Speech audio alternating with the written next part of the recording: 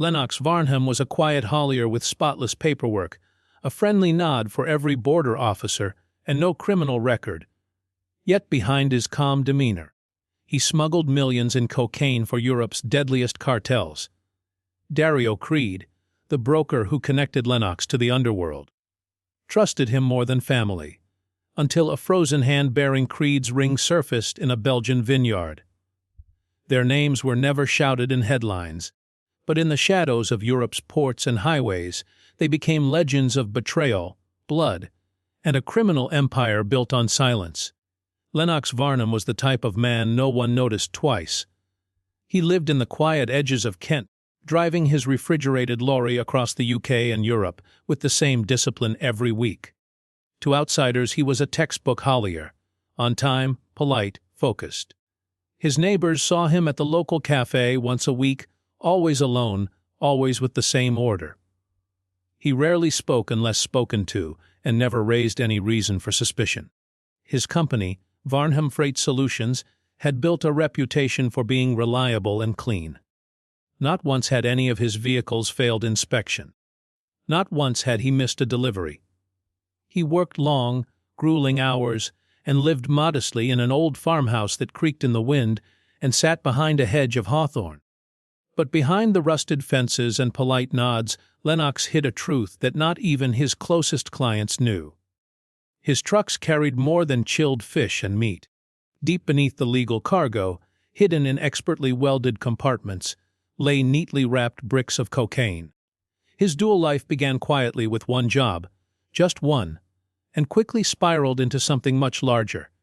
It started during a delivery to Calais, when he was approached by a man named Dario Creed. Dario didn't threaten or persuade.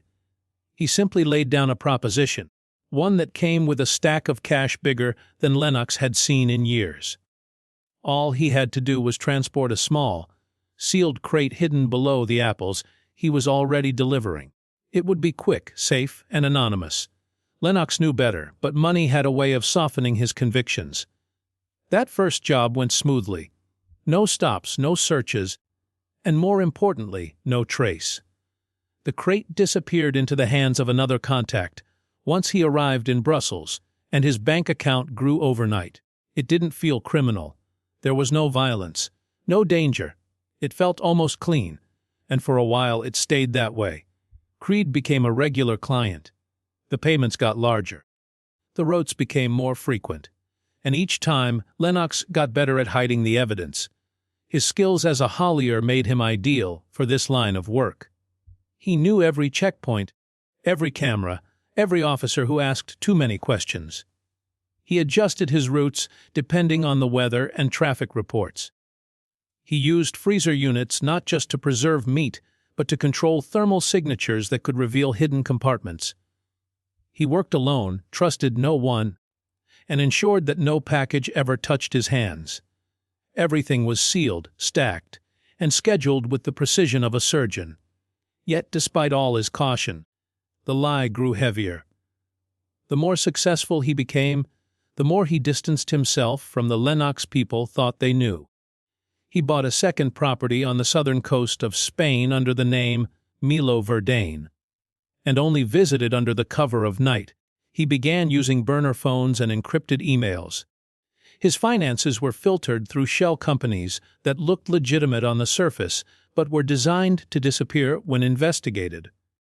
On paper, Varnham Freight Solutions remained a small, time logistics firm with barely enough income to justify a second truck.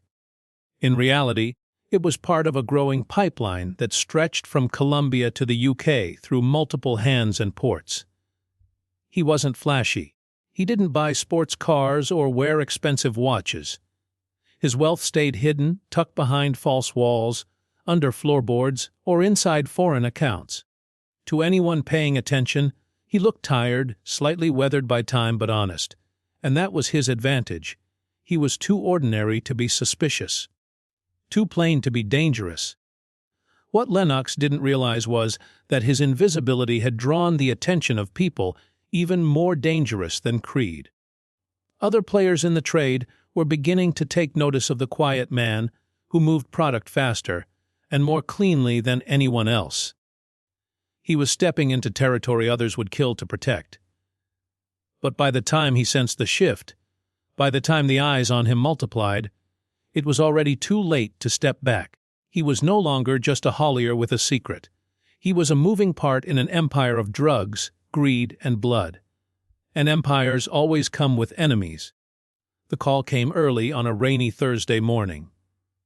A cleaner at a truck stop near Dover had reported an abandoned lorry that had been running all night with no sign of a driver. The engine hummed steadily, a low mechanical growl beneath the patter of rain. The windows were fogged from inside, and the number plate matched one registered to Varnham Freight Solutions. Police arrived within 30 minutes, thinking it might be a stolen vehicle or a medical emergency. What they found was worse than anyone expected. Inside the refrigerated compartment, wedged between boxes of spoiled seafood, was the body of a young woman. She was curled awkwardly, limbs stiff from cold and rigor mortis, her face pale and peaceful. Her name was Silke Rowan, a law student from Prague who had vanished 3 weeks earlier after boarding a bus in Spain. There were no bruises, no cuts, no external wounds. At first glance, it looked like she had simply fallen asleep and never woken up. But the toxicology report later revealed a fatal dose of fentanyl in her bloodstream, enough to kill 5 adults. The police were baffled. The truck had no recent log entries showing it crossed any borders. The GPS had been wiped clean. Security cameras from the truck stop showed no footage of anyone exiting the vehicle. The driver's seat was empty, and the doors were locked from the outside. The lorry was cold, silent, and eerie. It was like it had driven itself and parked with precision before being left behind like a discarded shell. The registration led straight to Lennox Varnham. When questioned, he claimed the truck had been stolen earlier in the week. He'd reported it missing to his insurance, but hadn't involved the police, saying he thought it would turn up eventually. His story held up, at least on paper. There were no fingerprints inside the trailer, no DNA, no direct link between Lennox and Silke Rowan. But Detective Nessa Wykes, who had just been assigned the case, wasn't convinced. Something about the scene felt staged. Too clean, too controlled. What Lennox didn't tell anyone was that Silke wasn't supposed to be in the truck. He hadn't agreed to move people.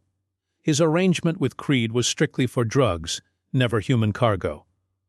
But someone had changed the rules. Silke's presence in the lorry was a message.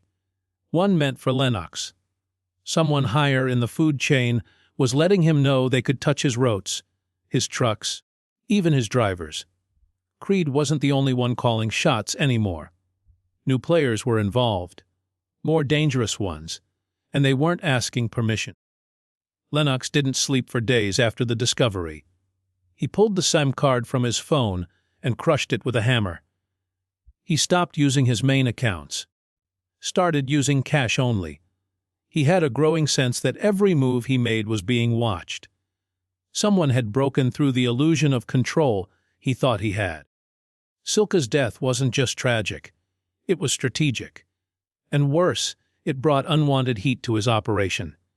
He knew the police would now be watching him closely. Every delivery would be under scrutiny. Every manifest would be double-checked. To stay ahead, he needed someone else to take risks on his behalf. That's when he turned to Felix Bowden, a former commando who had once worked private security in Nigeria and had a reputation for handling things without leaving evidence behind. Felix didn't ask questions. He drove what he was told to drive, followed routes exactly, and disappeared between jobs. With Felix behind the wheel, Lennox could retreat into the shadows again, rebuilding his web from a safer distance. But even with the added layer of protection, the game had changed. The cargo was riskier now, less predictable. Some runs included sealed boxes with no explanation. Others were swapped last minute at unmarked ports. Lennox started noticing strange calls late at night from foreign numbers. No one spoke, just silence on the other end. Silke Rowan's death became a cold case within weeks. With no trail, No suspect and no strong evidence. The investigation stalled. But Detective Wykes kept digging. She started pulling shipping logs, surveillance footage, and import records tied to Varnham Freight Solutions. Patterns began to emerge: unusual gaps in transit time, inconsistent cargo weights, odd delivery destinations. Lennox had cleaned his tracks well, but small mistakes started surfacing. What once felt like a clean, invisible operation was now a tightening noose. And Lennox knew that the girl in the freezer wasn't the last warning he'd receive. She was just the beginning. In the port city of Rotterdam, where massive cranes lifted containers like matchboxes and ships unloaded thousands of tons of cargo each hour, a grainy surveillance video captured an event that changed the course of the investigation. A drone operated by Dutch port authorities had been flying over a restricted area as part of a routine inspection when its camera caught a fleeting scene. A figure in a dark coat unloading crates from a lorry and handing them off to masked men standing beside an unregistered container. The lorry's license plate led back to Varnham Freight Solutions. Though the footage lacked clarity, the body language and posture matched that of Felix Bowden, the ex-commando Lennox had hired to drive the most sensitive cargo. The crates vanished into the container within seconds. No labels, no paperwork, and no trace of what they contained. The authorities couldn't arrest anyone based on the footage, but it was enough to raise a red flag at Europol. An internal memo was circulated flagging Varnham Freight as a potential smuggling front. That same week, a Bulgarian logistics firm with a nearly identical logo was flagged for laundering money for South American cartels. The connection between the two was subtle, almost invisible, until someone found that both companies shared a single offshore payment processor based in the Cayman Islands. That discovery brought Inspector Nessa Wykes back into the spotlight. She had been following Lennox's case quietly since the incident with Silke Rowan. Now she had a pattern: suspicious route changes, phantom deliveries, overlapping companies, and now possible cartel involvement. Wykes, known for her attention to detail and relentless pursuit of suspects, started digging deeper into Lennox's personal life. What she found was a trail of half-truths and digital fingerprints. Lennox had opened a foreign account under the alias Milo Verdain. Property records in Spain showed a villa purchased in that name with no visible income source. Surveillance satellites provided timestamps matching Lennox's phone activity in the area, even though his passport showed no international travel during those dates. Wykes obtained financial records that showed large transfers to cleaning firms, construction suppliers, and courier services, all under names tied to shell companies. The structure was sophisticated, layered like an onion, with each company shielding the next. But Lennox made one crucial mistake. During a transfer of funds for one of his covered deliveries, he used a digital payment platform that had been under secret monitoring by Europol for over a year. The transfer, masked with fake invoices for refrigerated equipment, linked directly to a known alias of Dario Creed. That payment broke open a door that had previously remained locked. Investigators now had a financial thread tying Lennox not only to Creed but also to a wider European drug network. Realizing the walls were closing in, Lennox began erasing his connections. He wiped drives, burned documents, and replaced phones. He even closed the original Varnham Freight Solutions office, claiming a shift to remote operations after COVID-era logistical challenges. In reality, it was a move to remove any remaining evidence that could link him to physical addresses. He abandoned the farmhouse in Kent and started operating entirely from the shadows. Meanwhile, Dario Creed disappeared from all known locations. His phones went dark. His properties were emptied. No customs agents had seen him at any known exit point, and no footage showed him boarding any plane or vessel. Lennox suspected that Creed had either gone underground or had been taken out by rivals. Without Creed's shielding operations, Lennox was exposed. Every transaction, every route, Every driver now carried a higher risk. In Derby, police discovered a small warehouse that had been rented under a fake identity and matched records tied to one of Lennox's decoy companies. Inside were empty crates, old customs stamps, and 2 steel containers rigged with secret compartments. Traces of cocaine residue were found in the hinges and insulation foam. But there were no fingerprints, no faces, nothing concrete to hold Lennox accountable. Inspector Wykes knew he was the architect, but all she had were shadows. His fingerprints were never on the drugs. His name was never on the boxes. He was always just one step away from being caught. Still, every puzzle she pieced together pointed to the same man, Lennox Varnham. The quiet Haulier who never made mistakes had finally left a trail, and it was only getting warmer. The last job was supposed to be simple: 1 route, 1 driver, 1 shipment. Lennox Varnham had been operating under pressure for months, constantly shifting his strategy as law enforcement closed in from all sides. The fallout from the Rotterdam footage, the financial link to Dario Creed, and the abandoned warehouse in Derby had brought too much attention to his operations. Yet, instead of retreating, Lennox agreed to one final delivery, the biggest payout of his career. It was dangerous, reckless even, but it was also his chance to disappear forever. If he could complete it, he'd vanish with enough money to never look back. If he failed, everything he'd built would crumble. The plan began in Valencia, where a cargo vessel loaded with mixed goods docked in the early morning hours.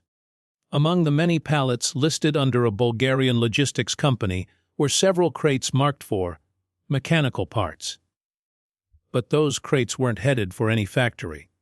Hidden inside hollowed, out-engine blocks and axle compartments were compressed, vacuum-sealed bricks of pure cocaine, worth over £10 million once diluted and sold on UK streets. The vessel was registered under a fake shipping firm that Lennox had created 6 months earlier in preparation for this exact scenario. He made a rare decision. He would drive the shipment himself. Over the years, Lennox had become used to working from a distance, managing routes through proxies and cutouts. But this job required precision, and he didn't trust anyone else.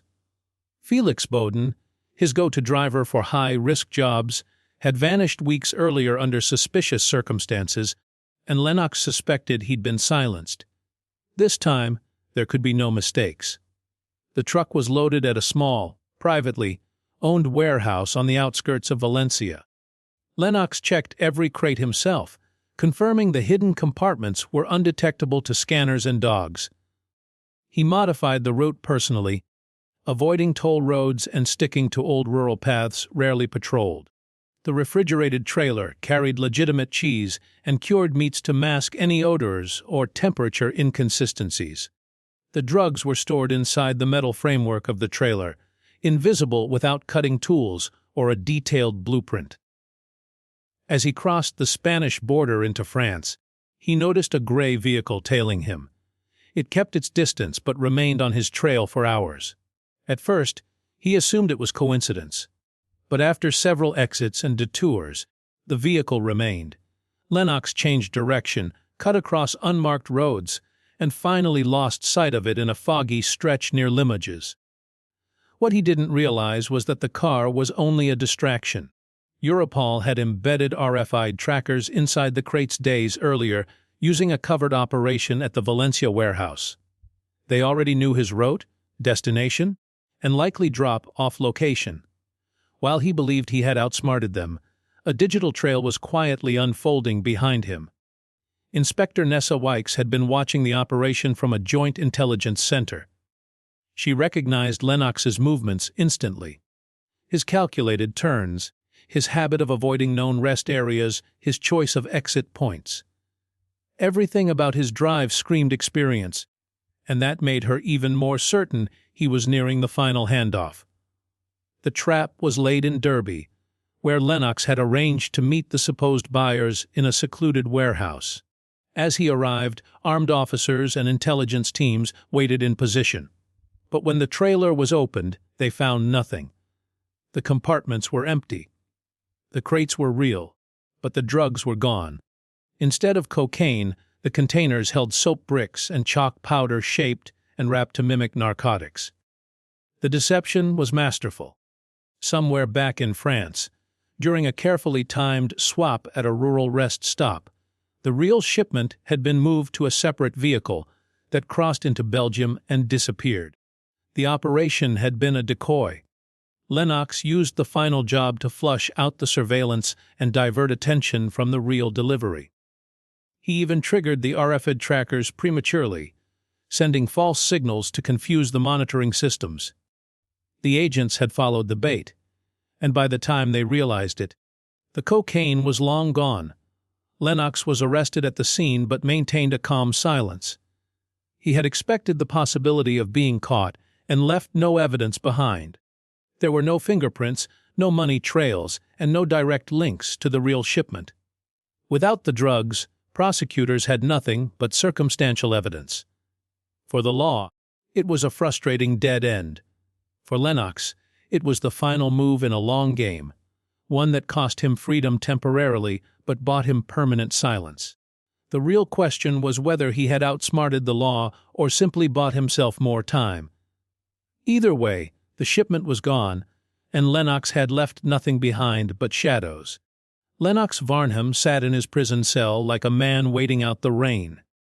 He kept to himself, spoke only when spoken to, and never showed a flicker of emotion. He had been convicted on a minor weapons charge after the Derby warehouse sting yielded no cocaine, no fingerprints, and no witnesses willing to talk. The authorities had expected more, hoped for a larger collapse of the network, but in the end, they got a man with clean hands and an airtight story. 2 years in a low-security prison was a small price for someone who had trafficked millions in narcotics across Europe. Lennox served it quietly, without protest or incident. But while he was physically locked away, his influence moved freely outside the gates. During his incarceration, 3 UK Hauliers with suspected ties to European smuggling operations died within 6 months of each other. One was found overdosed in his apartment in Manchester, his door kicked in and nothing stolen. The second disappeared without a trace somewhere near the Slovakian border. The third was shot execution style in a Glasgow service depot. All 3 had prior connections to Dario Creed and had once shared customs agents or forged delivery slips with Varnham Freight Solutions. Though authorities suspected someone was cleaning up loose ends, there was no evidence tying the murders to Lennox. No phone records. No bank activity. No visitors linked to known associates. Still, Inspector Nessa Wykes was convinced it wasn't coincidence. From her office in London, Wykes continued to dig. Her investigation stretched far beyond UK borders, pulling in surveillance data from ports in Rotterdam, Marseille, Valencia, and Hamburg. She assembled a digital map of Lennox's past routes, uncovering ghost trucks, dead companies, and false identities scattered across the continent. But for every lead she followed, another dissolved. Lennox had woven his web so deeply that even when she could see it, she couldn't touch it. He had designed the entire network to collapse the moment he stepped away, and that's exactly what it did. The moment he was arrested, every number changed, every login failed, every contact vanished. When Lennox was released, he walked out the prison gates with a duffel bag and a steady stride. No one came to pick him up. He didn't return to Kent. Didn't contact former colleagues. Didn't step foot back into the world he had once operated from. The farmhouse had been auctioned off 6 months earlier. The vehicle sold under government seizure, and his name faded from logistics records entirely. It was as if Lennox Varnham had never existed. A ghost in broad daylight. Weeks later, a truck was found abandoned near a vineyard in Belgium. It was a refrigerated lorry, the kind used for transporting wine barrels. It had been parked neatly beside a quiet road, engine cold, no signs of struggle. Local police opened the back to find crates of wine, but one crate was different. Tightly sealed and wrapped in plastic, it contained a frozen human hand.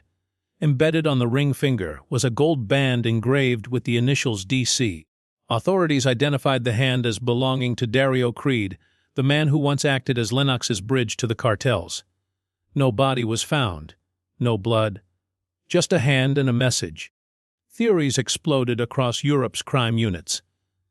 Some believed Lennox had eliminated Creed from the inside, tying up the last major link to his former life.